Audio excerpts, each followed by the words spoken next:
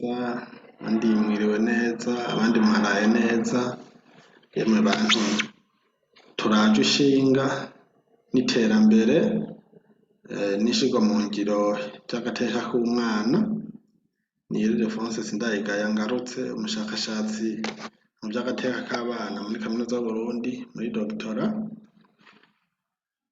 Tumaze imisi turiko turarabira hamwe ibijanye n'agateka k'umwana, na cane cane aho twahereye ku burenganzira bw'umwana bwo kwandikwa mu bitabo vy'inzandiko ndangamuntu. Ubuheruka twari twarabiye hamwe mu cigwa ciswe intambwe canke uburyo bwagiye burakoreshwa mu bihugu bitandukanye, bikagaragara ko ubwo buryo bwabaye ubw'ingirakamaro aho bwakoreshejwe. Ubwa mbere twaravye mu bihugu aho umwana yandikirwa aho avukiye, haba mu bitaro canke mw'ivuriro, twarabonye ko ico kintu cabaye ikintu c'ingirakamaro cane gose. Uno munsi naho tugira turabire hamwe intambwe igira kabiri, ubuhinga bw'ukuntu umwana yandikirwa aho avukiye hakoreshejwe ubuhinga bwa telefone, bigakorwa n'abavyeyi canke bigakorwa n'abo mu bisata vy'amagara y'abantu, ariko cane cane aha turaca akarongo, turashimikira kuyandikwa mu bitabo ndangamuntu bigizwe uruhara n'umuvyeyi hakoreshejwe telefone ngendanwa, ubuhinga bushirwa muri telefone ngendanwa. Imbere yuko twinjira mu cigwa mw'idonido, reka tubanze twibukanye ko mu gihugu c'Uburundi mu mwaka w'2020 hakozwe rusasuma rw'abakozi n'akazi. Urwo rusasuma rukaba rwakoresheje ubuhinga bwashizwe mu matelefone, ubuhinga bwa ODECA bwashizwe mu matelefone.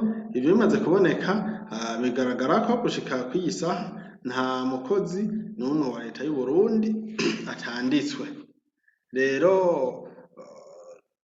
turaba tuti mbega ko hariko harakorwa rusasuma rw'abakozi n'akazi, hari ubuhinga bwakoreshejwe abakozi bagasasumwa, ubu nta mukozi wa leta y'Uburundi n'umwe atanditswe, kandi abakozi ntibahagaritse akazi, vyakorewe aho bari. Hakoze ubuhinga bwa ODECA bushirwa mu matelefoni, buri mukoresha akarondera uwukoresha ubwo buhinga ku kazi, kandi ntaho twigeze tumva habayemwo amakosa ngo nuko vyakoreshejwe ubwo buhinga. Tubandanye rero mw'ivyandikwa ry'abana, nico cigwa kituraje ishinga kano kanya. Turabira hamwe mu bihugu aho kwandika abana hakoreshejwe ubuhinga bwo mu matelefone bwagiye bukoreshwa, kandi bimaze gukoreshwa bugatanga umusaruro ukomeye cane. Turahera mu gihugu ca Kenya. Mu gihugu ca Kenya ubwo buhinga bwarakoreshejwe, hariko hagamijwe kuraba mu cigwa cakozwe mu mwaka w'2015 ukararaba intambwe yatewe. Icigwa ciswe Why don't you register your child? A study of attitude and factors affecting birth registration in Kenya and policy suggestion. Bariko bararaba bibaza ngo mbega ni kubera iki abavyeyi batandikisha abana babo, baraba inyifato n'impamvu zibituma icokorwa. Baca basanga muri Kenya abavyeyi benshi babona yuko kwandikisha umwana mbere nta n'akamaro kavyo bari bazi, abandi bakabona yuko gufata umwanya wawe ugiye kwandikisha umwana umenga umwanya utakaye. Baca basanga rero icokorwa kugira ngo agateka k'abana ntikarengane, ariko haca hakoreshwa ubuhinga bwo gukoresha amatelefone, abavyeyi bakaba aribo bandika abana aho bari. Mbere muri Kenya hoho ibi vy'abana baba baracerewe kwandikishwa, abana bamaze gukura, mbere n'abo bana bo nyene ubwabo baciye bakoreshwa mu kugira ngo bo nyene ubwabo ubwo buhinga bamaze gushirwa mu matelefone, nabo nyene ubwabo biyandike. Aho ni mu gihe c'abana aba bana baba bakuze. Abana bakiri bato rero baca bandikishwa n'abavyeyi. Ubwo buhinga bamaze gukoreshwa, vyagaragaye ko mu gihugu ca Kenya intambwe yabaye ndende. Biraboneka kweri ko bifise aho vyakuye uburenganzira bw'umwana bwo kwandika mu nzandiko ndangamuntu, aho vyavumukuye n'aho vyamugejeje. Ikindi gihugu muri Afrika, igihugu ca Liberia. Murabona n'igihugu cabayemwo intambara, muribuka ko igihugu ca Liberia gitwarwa na Charles Taylor, habaye intambara nyinshi, abantu bagapfa ku rugero rukabije cane. Uburenganzira bw'umwana bwo kwandikwa muri ico gihugu ca Liberia bwari buri inyuma cane gose.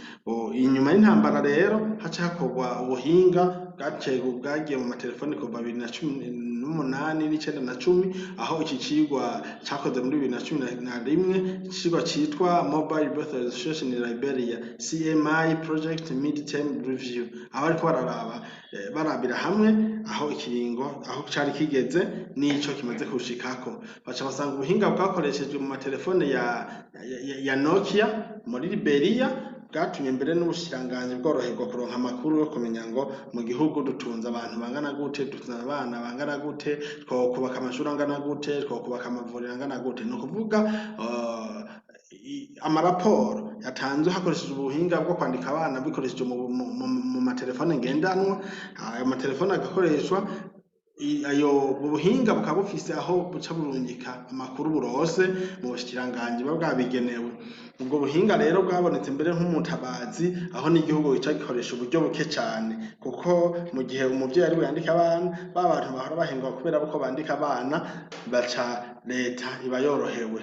Muri iki gihugu rero ca Liberia mbere ubuhinga bamaze kuboneka, baciye habana ko mbere bwoba nk'akarorero, igihugu gice kiba ic'akarorero mu kuba ubwo buhinga mbere bwo kwiragizwa hirya no hino muri Afurika mbere no kw'isi, ko kwandika abana hakoreshejwe amatelefone ngendanwa ari ikintu c'akamaro gose, mbere binafasha mwiyubahirizwa ry'agateka k'umwana mu bijanye no mwiyandikwa ryo mu bitabo ndangamuntu. Ibindi bihugu duca turabira hamwe, igihugu ca Portugal i Buraya na Sao Tome et Principe aho biri mu buhinga mbere, aho murabona ni muri 2018, ni icigwa ciswe MSIJ Mobile Application for Birth and Death Registration in Hospitals and Remote Population Areas. Ibi vyagaragaye ko ubu buhinga nk'uko no muri Liberia vyari biri, burya iyandikwa ry'abana, ubushakashatsi mbere no mu Burundi bigenda biboneka yuko mu bisagara abana uburenganzira bwo kwandikwa kw'abana burashirwa mu ngiro vyoroshe. Mugabo ahantu haba ari kure y'ibisagara abavyeyi ntibavyumva, niho rero ubu buhinga bwo kwandika abana hakoresheje amatelefone vyaciye bifasha.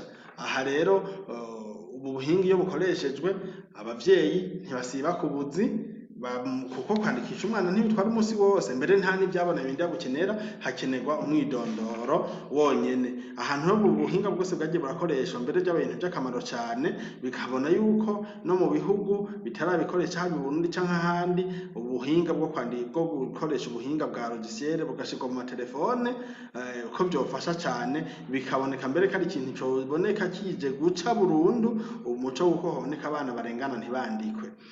Abantu baciye bambaza haba kuri Facebook n'ahandi ati mbega ko tubona abarundi bagenda bihindagurira amazina, ati ibi bintu hamwe abavyeyi buhabwa uburenganzira bwo kwandika abana nivyo hava bica byicana none na burundu n'akari gasigaye, ahubwo noneho hakwica vyokiza ko umuvyeyi ari wandikisha umwana bica vyoroha.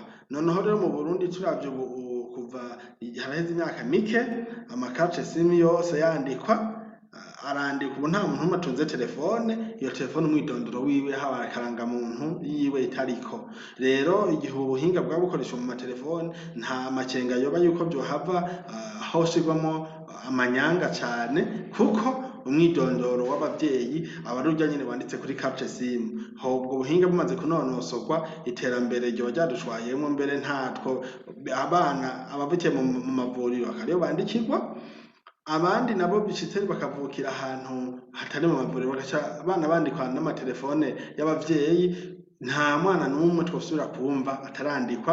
Ubundi bigoca biba mu bihugu nk'Ubwongereza n'ibindi bihugu nka za Amerika n'ibindi, aho mbere twoca tubona ko abana bose boba baramaze kwandikwa mu bitabo vy'inzandiko ndangamuntu.